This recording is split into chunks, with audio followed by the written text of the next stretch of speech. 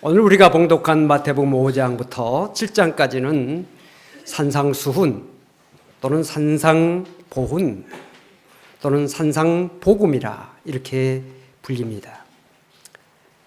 갈릴리의 한 야산에서 하신 말씀이라 해서 산상, 또 귀한 말씀이라 해서 보훈, 그리고 기독교 도덕의 근본을 말씀한다고 해서 기독교 대헌장이라고도 불립니다. 이 산상수는 오늘 우리가 봉독한 팔복 말씀 중에 첫 번째 말씀부터 시작이 됩니다.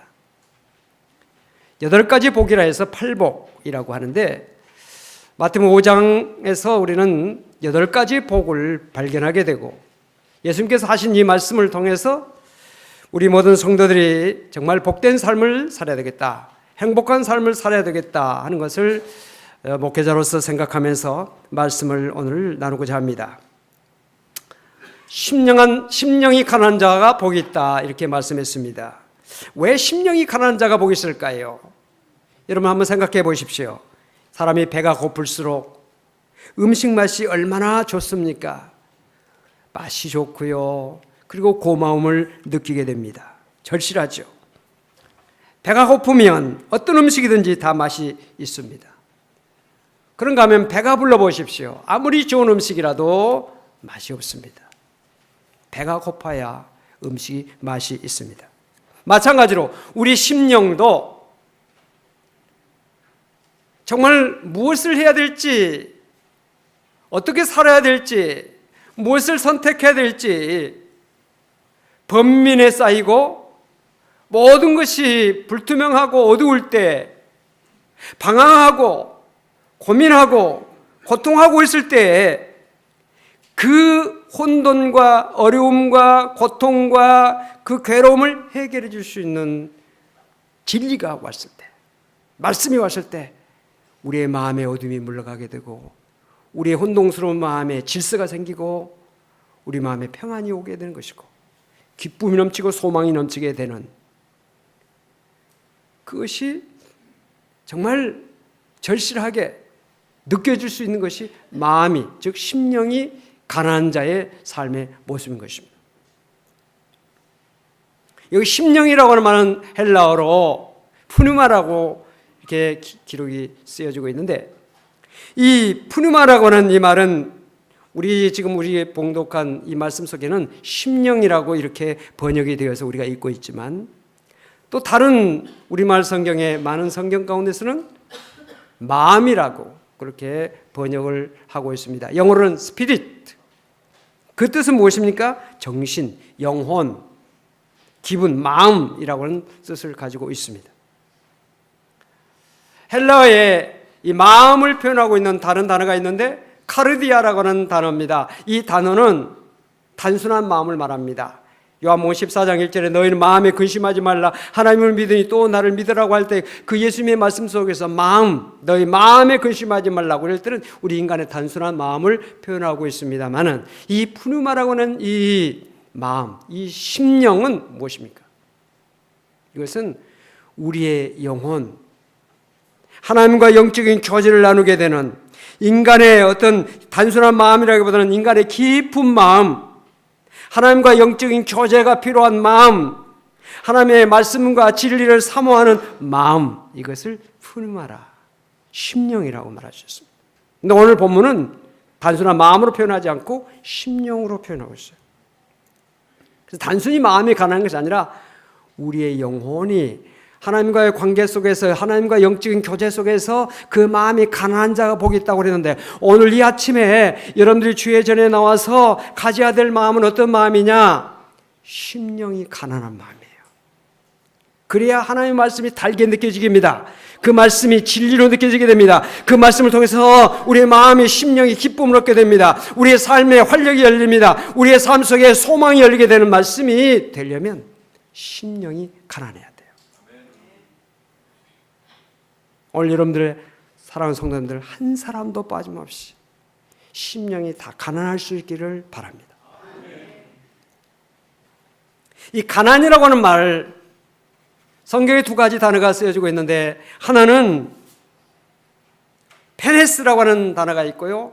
또 하나는 푸토코스라고 하는 단어가 있습니다. 페네스라고 하는 이 단어는 그저 근근히 굶지는 않고 그냥 먹고 살아갈 정도의 가난. 나는 가난한 집안에서 태어나서 가난하게 살았습니다 라고 보통 이야기할 때 부하지 않는 좀 약간 궁핍함을 느끼면서 사는 삶의 자세, 그 태도, 그 어떤 상황을 가난이라, 페레스라고 그렇게 표현합니다.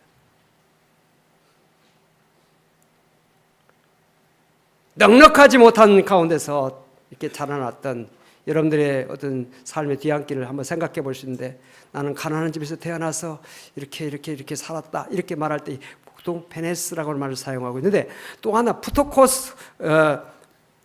푸토코스라고 하는 이 말은 무슨 말이냐면, 이것은 너무 가난한, 절대 가난을 말해서 너무 가난해서 막 늘 몇 끼씩 굶고 막 굶는 거. 그래서 얼굴이 누렇게 뜨고 너무 가난해서 힘든, 아주 그냥 가난해서 그 배가 고파서 그냥 기지나 하고 그런 상태를 푸토코스라고 말합니다. 시편 42편에 하나님이여 사슴이 시냇물을 찾기에 갈급함 같이 내 영혼이 주를 찾기에 갈급하니이다. 맹수에게 쫓겨서 정신없이 쫓겨다니는 이 사슴, 열이 많은 이 사슴은 목이 마르면 죽습니다. 그래서 맹수에게 정신없이 쫓겨다니다가 목이 가래서 물을 마시지 못하면 죽을 지경에 이르는 그 사슴이 물을 찾아 막 헤매듯이, 그것이 바로 푸토코스예요. 이 푸토코스의 마음, 이런 마음을 가진 사람이 복이 있다. 오늘 여러분들 갈급한 심령, 정말 말씀을 사모하는 심정, 말씀 받지 않고는 나는 이 재단을 떠날 수가 없다. 오늘 한 주간에 필요한, 내 삶 속에 꼭 필요한 하나님의 말씀을 오늘 나는 받아야만 된다고 하는 그런 마음을 가지고 온 심령이 푸토코스의 마음이에요. 그런 사람에게 복이 있다는 겁니다. 오늘 여러분들의 그 마음이 있느냐의 말입니다. 심령이 가난하지 않는 사람이 있습니다. 심령이 가난하지 않는 사람은 어떤 사람입니까? 자기의 심령에 의로움, 자기의 의로움과 자기의 공로와 자기의 자랑과 자기의 능력과 교만으로 가득 차 있는 사람은 심령이 가난한 사람이 아니에요. 누가복음 18장에 보면 심령이 가난한 사람이 있고 심령이 가난하지 않는 사람의 두 사람이 대조적으로 나타나고 있습니다. 심령이 가난하지 않는 사람은 어떤 사람이냐? 바리새인입니다. 바리새인의 기도하는 모습을 예수님께서 말씀하셨습니다. 성전 어구에서 또 시장 통해서 많은 사람들이 오고 가는 곳에서 큰 소리를 내지르면서 기도합니다. 하나님, 나는 저 다른 사람들, 저 세리나 저 토색하는 사람이나 불의를 행하는 사람들, 간음을 행하는 사람, 죄를 짓는 사람들과 같지 않습니다. 나는 일에 2번씩 금식을 하고 있고 11조를 빠짐없이 나는 바치고 있는 의로운 사람입니다. 나는 저런 사람들과 같지 않는 사람입니다 라고 기도하는, 사람들이 보라고 하는 그런 기도를 하는 사람은 결코 심령이 가난한 사람이 아니라는 것이죠. 그러나 성전 저 기퉁에서, 성전 저 멀리서 차마 얼굴을 들어서 하늘을 쳐다보지 못하고 고개를 숙이면서 하나님, 나는 죄인입니다, 가슴을 치면서 통회하면서 나를 불쌍히 여겨 주시옵소서, 나를 돌봐 주시옵소서라고 기도하는 그 사람 세리, 그 사람이 바로 심령이 가난한 사람이라는 거예요. 하나님은 자기 자랑과 공로와 그리고 교만이 가득한 바리새인의 기도를 듣지 아니하시고 겸손하고 정말 자기 자신을 죄인이라고 생각하는 세리의 기도를 드신 하나님이시라는 사실을 주님은 우리에게 말씀해주고 있는 것입니다. 여기에 복이라고 하는 말이 나옵니다. 헬라어로 마카리오스라고 하는 이 말인데, 이 마카리오스라고 하는 말은 영어로는 blessing이라고도 표현합니다. 이 복은 행복을 말합니다. 마음에 느껴지는 큰 평안과 기쁨, 감사가 넘치는 행복감. 이 말은 하나님께 제사 드린다고 하는 말에서 유래가 됐습니다. 즉 하나님께 드리는 만큼이 복이라는 겁니다. 하나님이 요구하실 때 내 시간을 내놓을 수 있을 만큼, 내 은사를 내놓을 수 있을 만큼, 내 환경과 물질을 주님 앞에 내놓을 수 있을 만큼, 그것이 복이라는 겁니다. 내가 아무리 많이 가져도 하나님의 요구 앞에 내놓지 못한다면, 이웃들의 필요를 채워주지 못한다면, 이웃들의 아픔을 어루만질 수 없다면 그것은 복이라고 말할 수 없다는 것이죠. 하나님께 감사함으로 드릴 수 있고 이웃과 기쁨으로 나눌 수 있을 만큼이 복이라는 겁니다. 오늘 여러분들 이 복이 넘치게 되시길 바랍니다. 여러분 스스로 자신에게 한번 물어보시기 바랍니다. 나는 자신에게는 물질과 시간과 노력을 쏟는 일에는 후하지만 하나님의 뜻에는 인색하지 않는가? 이웃의 어려움과 이웃을 위해서는 너무나 인색하고 있지는 않는가? 그것은 아직 그 사람은 복을 모르는 사람이라는 것입니다. 반대로 자기 자신에 대해서는 어렵게 삽니다. 그러나 하나님을 향해서는 부하게, 이웃을 향해서는 너그럽게 사는 사람이 진정한 복을 알고 있는 사람이요, 복된 사람이요, 천국 백성이라는 사실을 우리는 알아야 될 줄로 믿습니다. 인생의 존재 가치와 행복은 자신이 많이 가지고 있는데 있지 않습니다. 인생의 진정한 존재 가치와 행복은 얼마나 하나님과 이웃을 위해서 사용하느냐, 이웃을 위해서 베푸느냐, 이것이 인생의 존재 가치 그리고 행복을 느끼게 하는 척도라는 겁니다. 심령이 가난한 자의 삶은 어떠할까요? 첫째로 자기 자신의 부족함을 알고 하나님의 도움을 받아들이는 사람의 삶입니다. 거듭난 우리 그리스도인들, 정말 내가 예수를 믿고 믿음에 서 있다라고 하는 사람은 어떤 삶을 살아야 되느냐?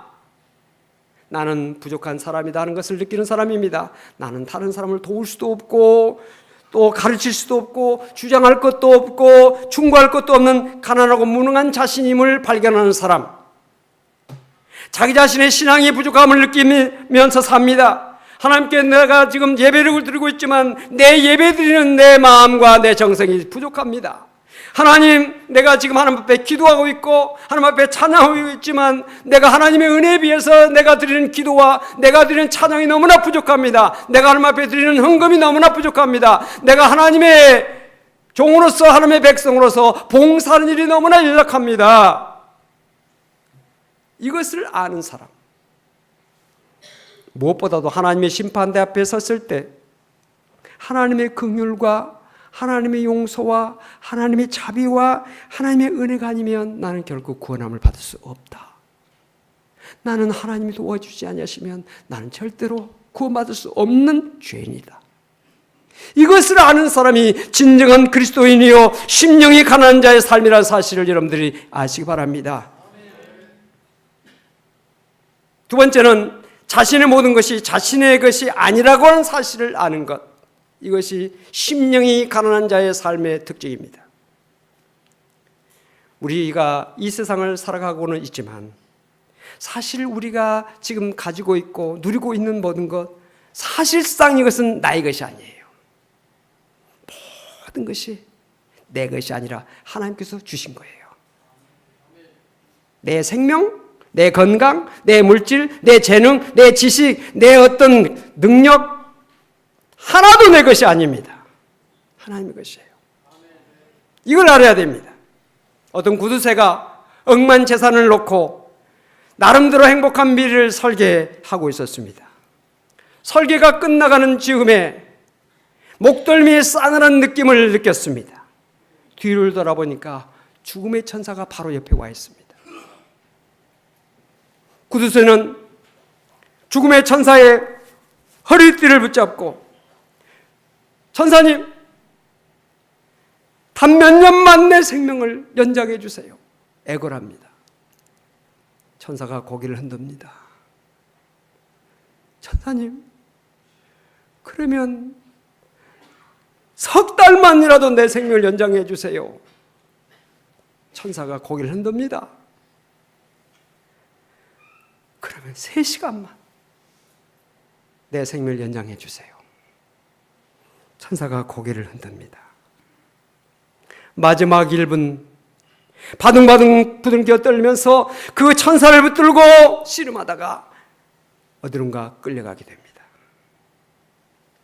이 이야기는 우리가 가지고 있는 우리의 생명, 우리의 돈, 우리의 시간 결코 자신의 것이 아니라는 사실을 우리에게 말해주고 있는 이야기입니다. 여러분, 오늘 말씀 앞에서 한번 생각해 보십시오. 여러분들이 지금 가지고 있는 것이, 여러분들이 지금 가지고 있는 생명이나 건강이나 여러분들의 물질이나 여러분들의 모든 사업이나 직장이나 모든 것이 여러분의 것이라고 생각하십니까?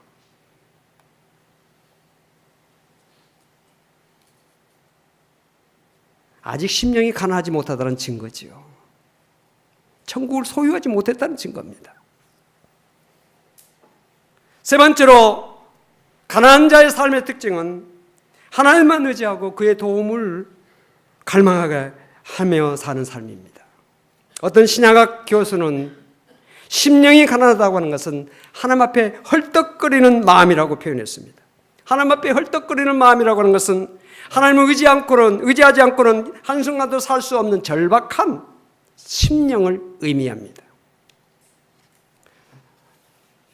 심령이 가난하고 하나님 앞에 자신이 부족하다고 하는 것을 안다면 겸손해야 되겠죠.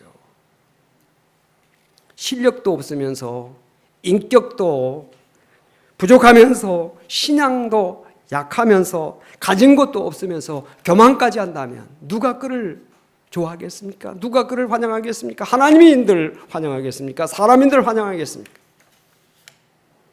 심령이 가난해야 하나님 말씀을 기쁨과 감사로 받습니다. 하나님은 목말라 사모하는 자에게 좋은 것을 채워주십니다. 오늘 아침에 주의 전에 나오시면서 사모하는 심정으로 나오는 자는 사모하는 만큼 좋은 것을 안고 돌아가게 될 것입니다. 구하는 만큼 복된 것을 안고 돌아가게 될 것입니다. 배고프고 정말 심령이 가난한 마음을 가진 자에게 부하게 채워주신 하나님의 은혜를 여러분들이 받게 될 줄로 믿으시기 바랍니다. 여러분, 오늘 본문에 천국이 나옵니다. 앞으로 천국이라는 말씀이 계속적으로 나오게 되는데 예수님께서 이 땅에 오셔서 하신 말씀에 가장 중요한 것이 천국이지요. 그 천국이라는 것이 무엇입니까? 천국은 하나님이 통치하시는 것이 천국입니다. 하나님이 통치하시는 나라가 천국입니다. 하나님이 다스리시는 곳이 바로 천국이라는 것입니다. 내 주 예수 모신 것이 그 어디나 천국이라고 하는 찬양 있지 않습니까? 주님 모시는 것이 천국이고 주님이 안 계시는 것은 천국이 될 수가 없어요. 과거나 현재나 미래를 상관할 것 없습니다. 하늘과 땅 시공을 막론하고 하나님이 주권이 인정되는 것, 하나님이 다스리시는 그것이 바로 천국인 것입니다. 내 마음을 하나님이 지배하시고 다스리고 계신다면 내 마음이 천국입니다. 내 가정에 하나님께서 임재하시고 다스리시고 함께 하신다면 내 가정이 천국입니다. 우리 교회에 사람이 지배하지 않고 사람이 주장하지 않고 하나님이 주장하시고 다스리신다면 우리 교회가 천국입니다.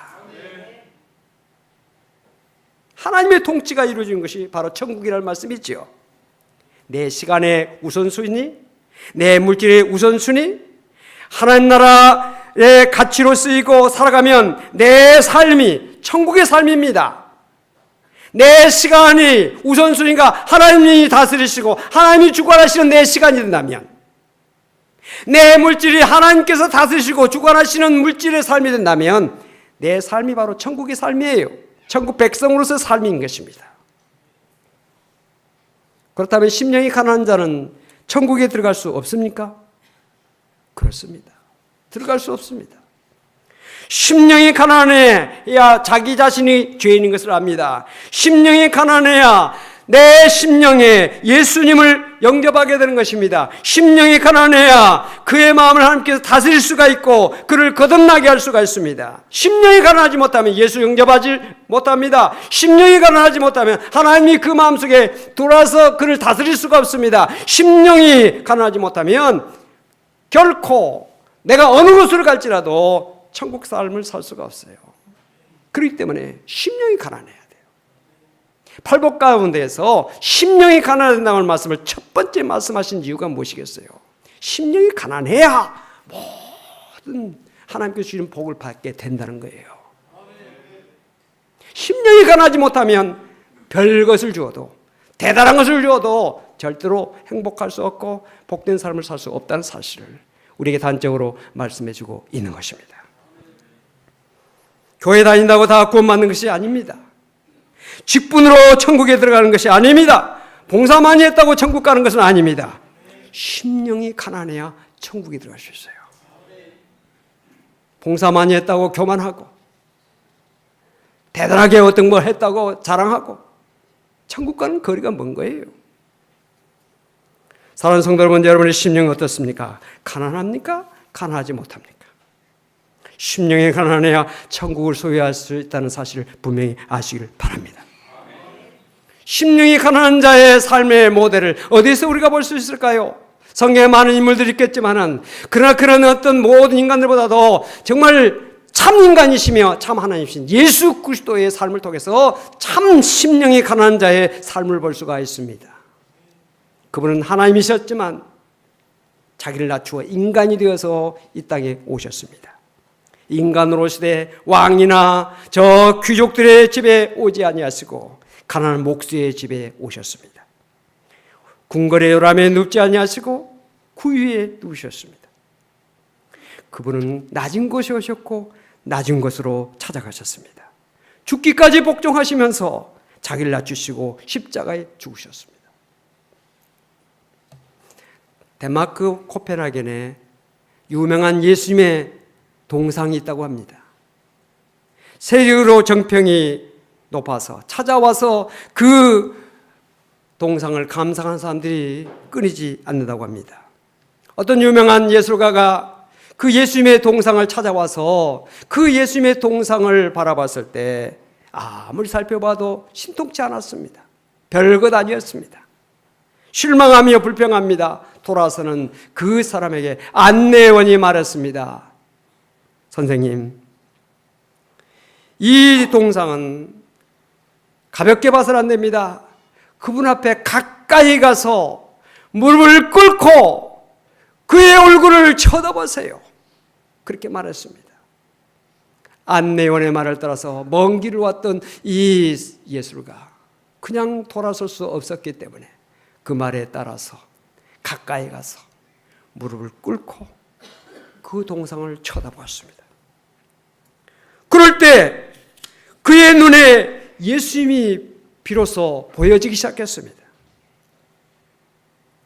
자신을 돌볼 겨를이 없이 이웃을 돌보기 위해서 살폈던 그 눈이 보여왔고, 넘어진 영혼 노루만지고 상처난 영혼 쓰다듬다가 거칠어진 손마디가 보였고, 이른 양 찾아 이 골짝 저 골짝 헤매다가 피투성이하던 발을 볼 수가 있었으며, 깡마른 그의 얼굴, 예술가는 눈물을 흘리면서 예수님의 상 앞에 고개를 떨구고 말았습니다.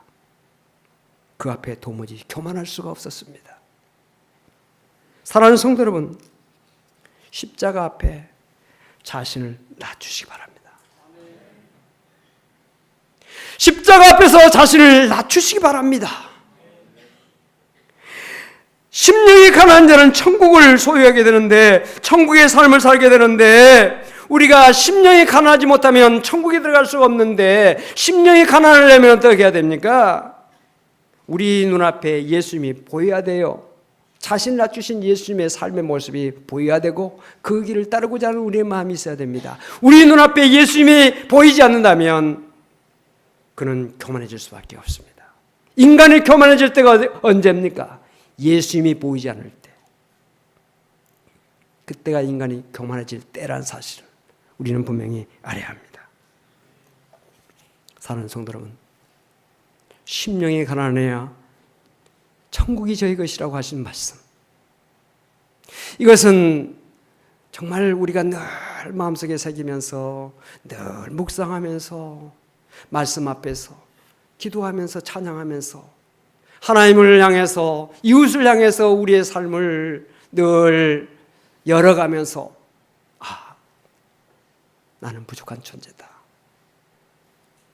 나는 정말 죄인이다. 나는 하나님의 도움이 아니면 한순간도 살 수 없는 존재다. 심령이 가난한 삶을 살 때 비로소 매일매일의 삶에 행복을 느낄 수 있는, 우리의 매일매일의 삶이 천국의 삶을 살 수 있는 복된 삶을 살 수가 있는 것입니다. 심령이 가난한 자 복이 있다. 이 말씀이 오늘 우리에게 함께 하시길 주 이름으로 축원합니다. 기도하십시다. 하나님 감사합니다. 심령이 가난해야 복이 있다고 말씀하셨습니다. 오늘 저희들 교만한 마음을 꺾어주시고 주님이 늘 우리의 눈앞에 보이게 하시고 주님의 말씀이 늘 기억나게 하시고 주님의 삶이 우리의 삶 속에 늘 재현될 수 있도록 하나님 도와주시고 함께하여 주시옵소서.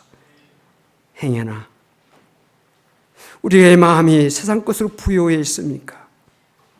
주님, 주님의 마음으로 저희들의 마음을 품게 해주시고 주님의 정말 말씀이 늘 우리의 삶을 인도하는 말씀의 인도가 될 수 있도록 도와주시기를 원하고 기도합니다. 우리 성도들 행복하지 못한 성도가 있습니까?